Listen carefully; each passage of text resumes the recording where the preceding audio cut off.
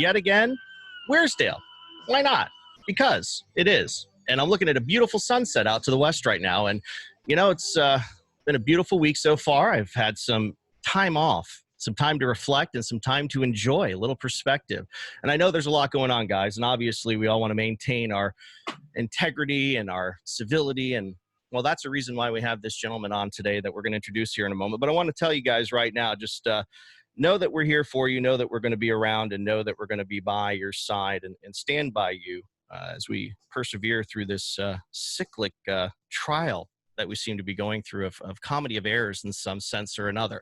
But today, our guest is a gentleman who you might recognize. You've probably seen some of his videos on social media. He is the executive editor of Fire Rescue One magazine. You find them online. He's a retired chief out of Maryland, but, you know, Prince George's County wasn't enough. He had to go to West Virginia, and he decided to be the emergency manager at Mineral County, West Virginia. And then he came down here and said, no, I'm going to officially retire. I'm done, no more. And he said, no, I'm going to go ahead and become the public safety director for Highlands County and an actor. So, hey, Chief Marc Bashoor, thank you for coming on the show today. Absolutely. How are you doing? Oh, you know what? That's a good question. It's a loaded question, but I'll be honest with you. I feel good. It's a great day to be able to wake up and smile. How about that? Yeah, no, absolutely, Jason. It's having the opportunity just to be looking down at the grass instead of up at the dirt. It's always a good day. I like to tell people that if you wake up, it's God's gift to you, right? He said, I gave you that gift to open your eyes and embrace the day. So no matter what you endure, there's a reason why you're enduring it, right? Absolutely. You know, absolutely. We face some unique challenges. And, you know, I reached out to you over the weekend, and we're going to talk about more in depth why in a minute. But I reached out to you over the weekend over the video that you posted on your First Amendment rights. And I'm so grateful that you responded and your willingness to come on the show today, because this is an important topic. And, you know, as public servants, and I use that term servant with some meaning, because we do serve our communities. We are indebted to them during the course of our career. We have an obligation to uphold integrity, and we have an obligation to uphold standards, and also how we react when events occur, because people look to us, right? People look to us for that solidarity and that stout presentation that public safety professionals are supposed to present, because in the face of emergency, who are the people that are solving the problems? It's your public safety, you know, your first responders. But again, we'll get there in a second. We talked a little bit about you. I want to know more about you, though. I mean, you're sitting in Highlands County, probably outside of Sebring, Florida, which I'm pretty familiar with, and you're the public safety director for that department. Not something you planned on taking on when you moved to Florida. Not something at all. But here you are. So lead me up to this point now. Lead me up to this point. What brought you all the way down here, and why?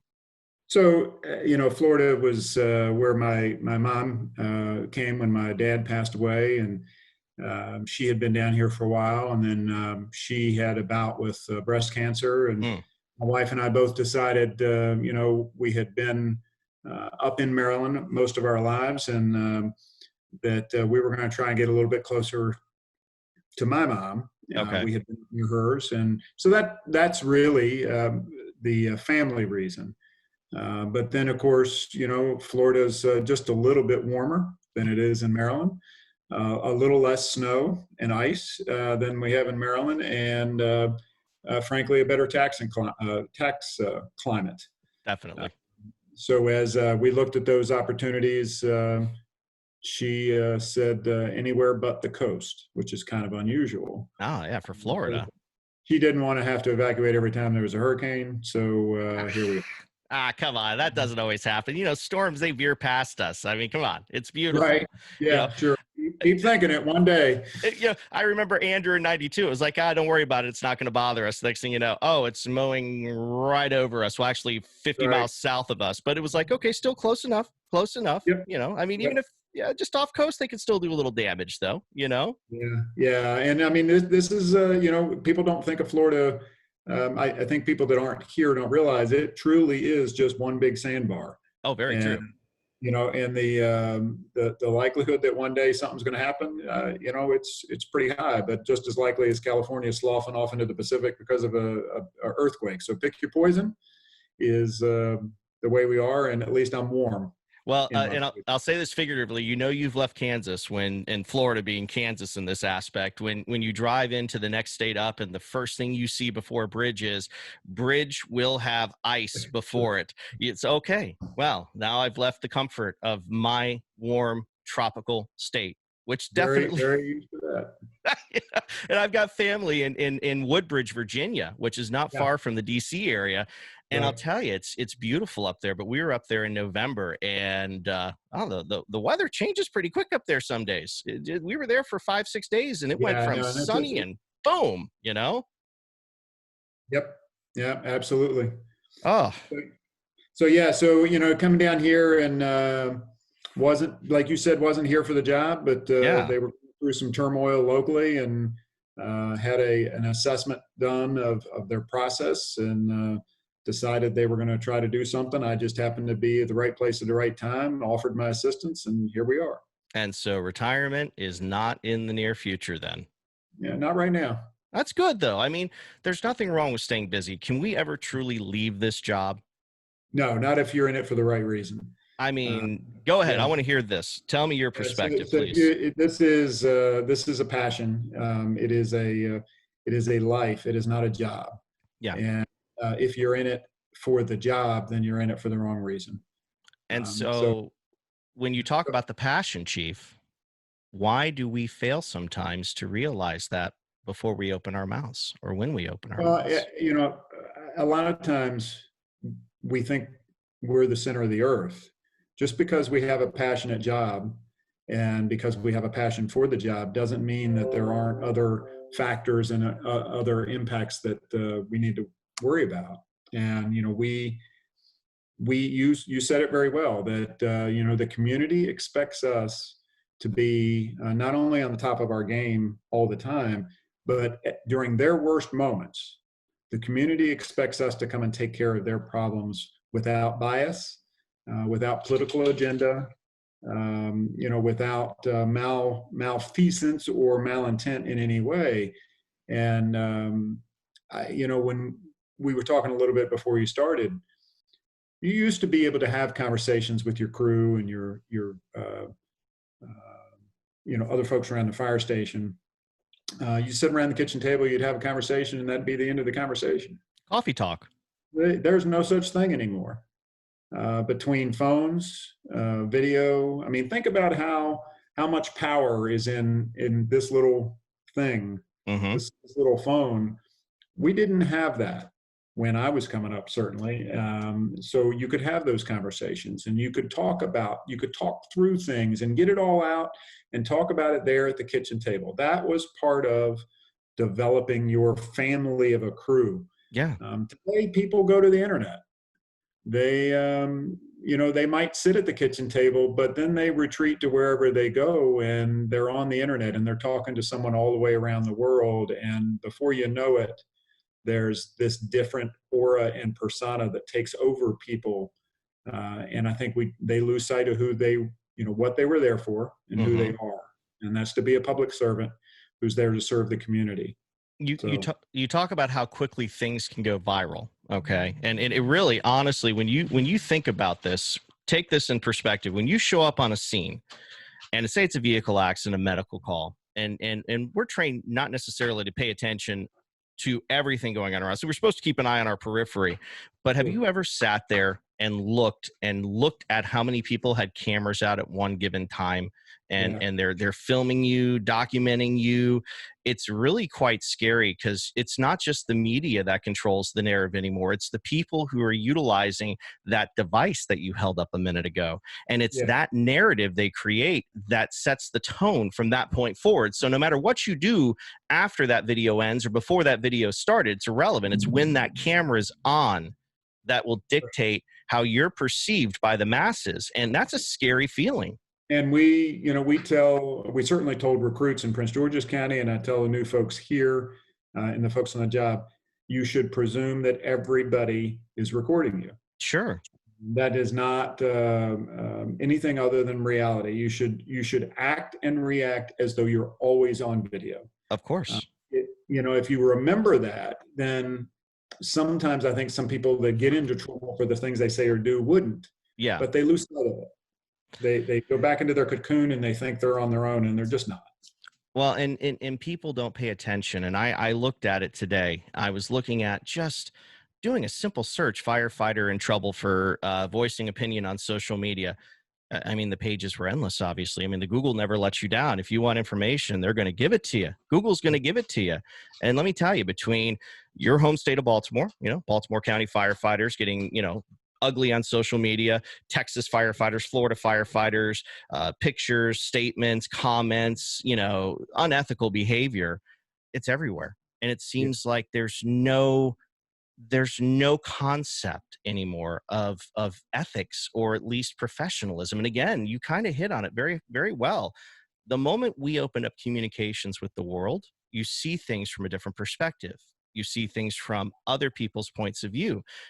When you and I came up, and granted, I know that I'm a few years behind you, but we had flip phones. Okay. In the early days of my career, they didn't have cameras. The internet was kind of there. I mean, AOL was popular when I was graduating high school in the 90s, mid 90s. And that was the first taste of talking to people outside of my community, Yeah, you yeah, know? and it's not all just an ethical discussion, though. What the internet has done is, good, bad, or indifferent. The internet has provided instant gratification, Absolutely. and the that self control is what's really the issue, and the ability to Abraham Lincoln used to write letters and put them in a drawer, Mm-hmm. and he'd come back to them after he had calmed down. Mm-hmm. No harm, no foul in that case, because it was a piece of paper in a drawer. Nobody ever saw it. Nobody. Today, you write that same letter and hit send. It's gone. Mm-hmm. It's everywhere, and Forever. there is no getting it back. I can tell you numerous times in the investigations of things that I've had to do over the years, the times that I've taken a screen capture of something Mm-hmm. that needed to be captured. Well, once I've captured it, it doesn't matter whether you delete it or think you deleted it. It's captured. Oh, yeah. So that self control. I mean, that's really the issue. Is the self control, and then that manifests itself into, over time, people are emboldened by that freedom to be able to say whatever they want and do whatever they want. And in the absence of a reaction to that, or in the absence of consequences for that, they just get worse and worse and worse. And that's what the video had tried to drive home. And that's why I hit on, where are we failing as officers, as senior firefighters, as administrators, to educate our people. Now, there are departments all across the country. I looked at some of them. I mean, my department is a social media policy, and it's typically the same, it's the same verbiage across the line. I mean, you show behavior appropriate. You don't use social media online, county equipment, et cetera, et cetera. Don't post images, HIPAA violations, preserving integrity.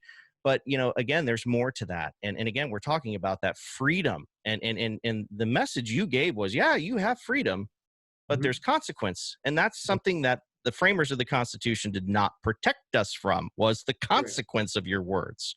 Right. They very aptly crafted the right to the freedom of speech. Yeah. That was not the right to the freedom of consequence. Hmm.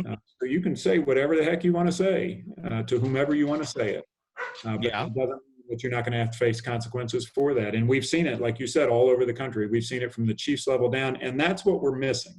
What we're missing, and what you asked, what are we missing as organizations? We're missing that self-demonstration. Hmm. We have to be the ones that we, saying the chiefs, the officers, we have to set the tone. If the troops see us spouting off at every Tom, Dick, and Harry post that's out there, and we're spouting off about how wrong it is or how right it is, or whether it's a Democrat or a Republican or a blue line or a red line or a whatever line, if we're encouraging that, I'll call it left or right talk, Hmm. then we're emboldening those troops to say, well, if the chief can do it, I can do it. So I think we go back to the discussion you said in the beginning about the community's expectations. Um, you know, currently I live in a pretty heavily Republican area. In Prince Sure. George's County, I lived in a pretty heavily Democratic area. Sure. Sure.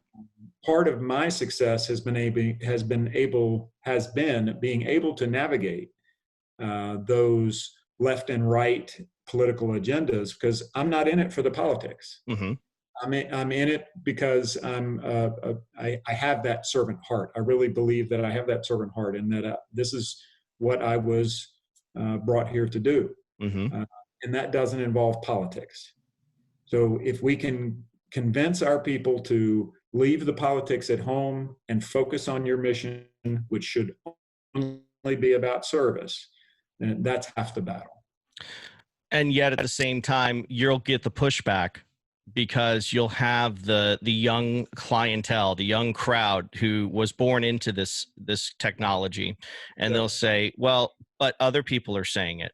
So if it's okay for them to say it, how come I'm restricted? So let's take this back 40, 50 years. All right, let's talk about government employees and how many restrictions were imposed upon them, just becoming a government worker. I mean, think about it. They were not allowed to publicly discuss, in some cases, who they were voting for. They were not allowed to have an opinion on politics in general. They weren't allowed to run for office. They had to basically maintain neutrality. And yet, when we put our young people out there now in this day and age, I mean, we've surpassed that. And obviously, laws and rules have changed in some cases, because we have a lot of politicians that are firefighters and still actively engaged and still running party lines for the good and the bad. Doesn't matter what your perspective is, but it is what it is. These Yeah. young ones, they see it and they feel, like you said, emboldened, and they want to get on there because it's like, man, this guy said something awesome and I want to repost it for the world to see because I share that ideology. And the moment they hit send and their chief gets wind of it because someone saw it, oh, when you Yeah. have to look at that person and say, you just cost yourself your job, Mm-hmm. that Yeah. has to be something no fire chief wants to do. No, no. Anybody, again, if you're in it for that reason, if you're in it just to terminate people and get rid of people, then you're in it for the wrong reason. Sure. But absolutely, the consequences are rarely what the person hitting send thinks about. Mm-hmm. They're And thinking about that instant gratification. I felt good. I got it off my chest. I bite my tongue often, and sometimes I say things on my page, and I share a lot of information, especially information that I think is pertinent to our community. The events in Houston with their political agenda right now, I'm very passionate about, because I love my Houston. I love all my brethren and firefighters, but Houston's got a lot of stuff going on right now, and I support them because they need a lot of help. And you then think about other areas that are impacted by financial woes. Talking to Chief Ludwig, we're looking at 16.9 billion. You touched on that in a conversation earlier. We're scared. We should be scared in some aspects, but at the same time, we should also feel empowered to do the right thing. But then here I am sitting here with a platform. And like I said earlier to you, I'm very cautious about what I say. I do my best not to cross that line because, one, I'm representative of my department, regardless of being on duty or off duty. Okay. People know where I work. I don't hide it. I'm not afraid of it. I'm proud to be who I am. It's part of my Sure. struggle.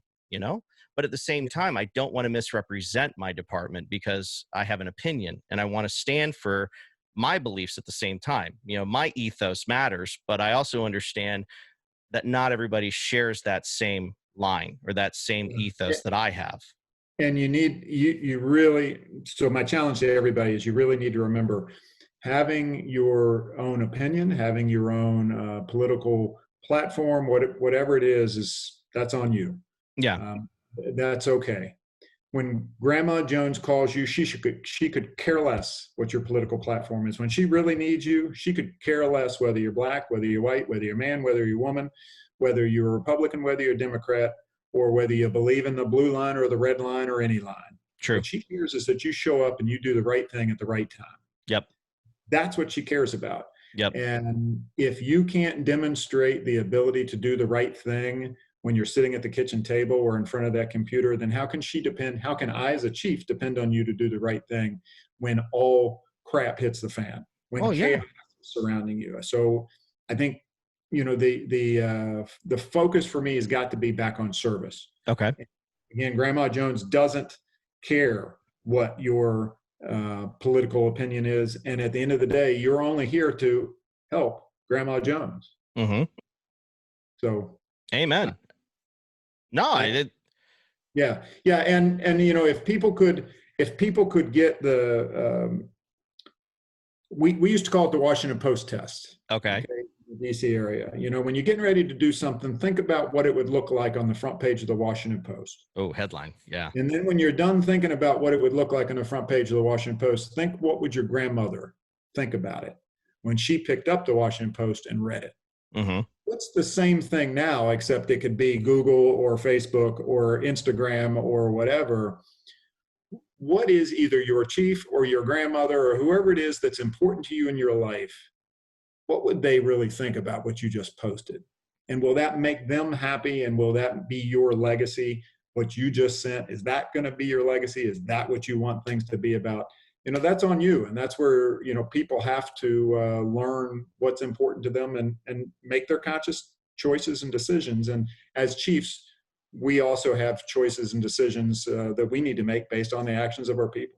You know, and I've been following a lot of your posts. I mean, you do repost a lot of information as well, not just from, Fire Rescue One, but you do share opinion. And I wanted to put, my understanding better into who you are, because you put that message out and it was a good message.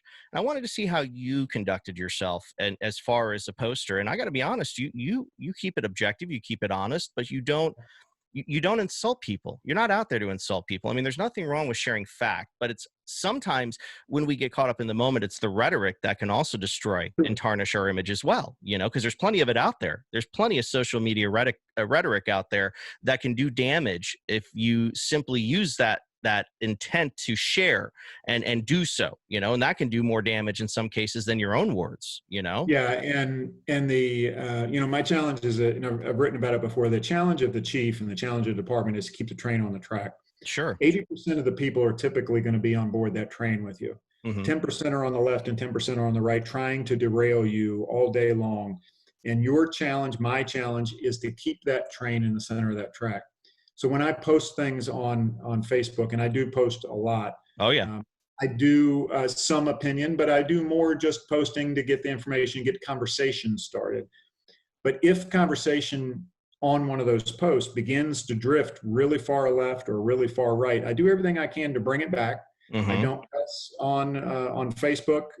In person's a whole different issue, but on Facebook, I don't cuss. I don't call people names. I'm not going to stoop to being a bully about any of the way I manage those posts.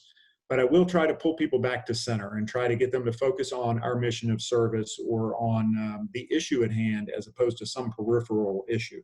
Oh. And there have only been a handful, but at the end of the day, if people can't bring it back to center and want to keep going far left or far right, I'll delete the post. Mm-hmm. Because that's not what I'm about. I'm not about fueling that fire of, like I said, either the left or the right side. I'm about having dialogue. And I'm about people having an honest look at what it is they're typing, and honest look at their performance and whether they really are doing what's right for Grandma Jones. And it's scary, though. It's so hard to have a moderate perspective this day and age, because you're either one side leaning or the other side leaning. And the people who walk the middle line that say, yeah, I see the value in one and I see the value in the other, but we can combine those values for the greater good. Yeah. That doesn't exist anymore. It's gone. It's far gone, I think. And this is an opportunity for us as a culture, as a service, as a profession, as leaders to say, okay, this is a tumultuous time, a horrific time, horrendous time, and an exciting time at the same time in our life, in our history. I mean, this is a defining moment in some cases, how our leaders are going to handle it above us and how our citizens are going to handle it at the elections, down the road. And that's entirely up to them how they want to go. But the bottom line is we have an opportunity to rise above it and not fall into it and become part of the negative systemic process that just keeps dragging people down and getting them in trouble every day on social media. This is an opportunity to rise above that, I think, and a call to arms in some cases by you with that message you put out there. It was short, sweet, to the point. It wasn't, you didn't exaggerate any point. You said, listen, say what you got to say, but remember, you're going to have to face the consequences. Again, reiterating that one point, and it's consequences, it's action. And guess what? Accountability. Because if you put it out there, there's nothing to say that you have to apologize if you feel the need to. Obviously, you have to be accountable for your words. If it's bad enough where you have to apologize, you should never disown your words. You should apologize. You should understand sometimes you can cross the line. And again, going back to Abraham Lincoln. And just like several chiefs have taught me in the past, when you get mad and you write that email and you're ready to send, well, it's not just going to that end user. It's going to be a public record forever. And Yeah. so don't forget about that as well. That angry email will follow you for the rest of your life because it Yeah, doesn't just disappear. You said an interesting thing there about public records. There's reasons that departments make policies that say you cannot, no social media on duty, and certainly not Yeah. on a county computer. If Mm-hmm. you're on the county system or a city system and you're on Facebook, everything you're doing is public record at that point. Oh, If you're wow. on duty on one of those county systems, that's public record. So, now, granted, Facebook's public anyways. Sure. But if you think you're private with the way you're doing things, once you go onto that network system, it's all public record. And don't think that someone hasn't captured it already. Oh, So I'll go absolutely. back to the Washington Post test and your grandma test. And, is she going to be happy reading the front page tomorrow morning? Well, we're going to end it there because I think we hit some good points, and I really do want you to be able to rest. I know you got a big morning coming up because you got to get to the gym at 3:30 in the morning. Absolutely. You got routines going here every morning, my friend. Absolutely. Yep. Listen, Chief, I want to thank you for coming on today. I know we kept this short and sweet, and we should have another dialogue down the road and expand on this because I think we hit the finer points of how we need to conduct ourselves and how we should control our language and our feelings sometimes in all times really on social media. And it was a good learning lesson, I think. So thanks again for coming on, and thanks again for sharing your work and sharing your perspective. Thanks, Jason. I appreciate it. Absolutely. All right, guys.